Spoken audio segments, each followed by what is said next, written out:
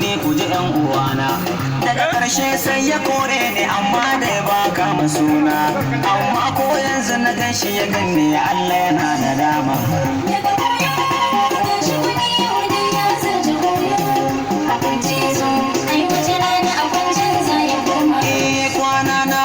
A zurutu sai garade fa nake da yawo, ban samu na yi waƙar ba Allah abin ya yi min da ciwo. Na yanke shawarin cewa gara ma fa kawai na dawo. Daga nan na hau a tafa na ce malam ka aje ni kawo. Daga nan ko da kar na dosa har mariri ta sha na juyo. Kudin motar ma ban da shi lalle da akwai dirama.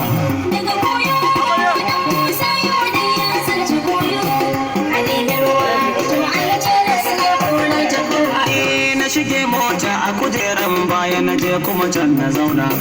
Da motar ta cika aka ce mana in kawo kudina. Sai na yi kamar ban ji ba ina ta zazzare idona.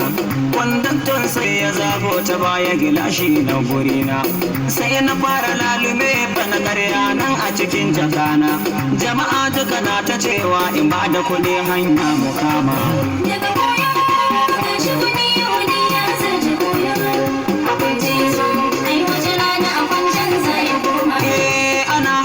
Wata mata ta kalle ni ta fara kuka, aka ce mata mai ya faru, ta ce ni ne fa na sa ta kuka.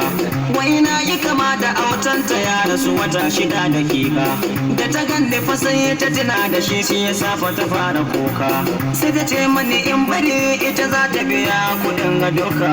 Sai na ce alhamdulillah to fa anan na sam salama.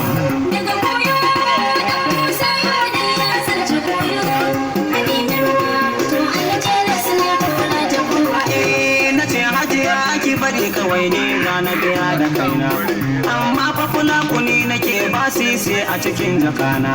Sai ta ce mani na riga na biya maka to kai ka ji dana. Har ta kara ta manna addu'a ya Allah ya tsare ka dana. Sai na yi mata godiya na ce rabbi ya sassaka uwana. Shi danki ko rabbana ya hada shi da annabi ran kiyama.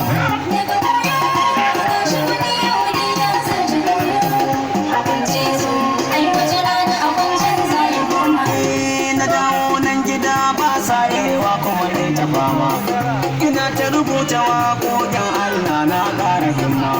A hankali har ina buga su ana ta nema.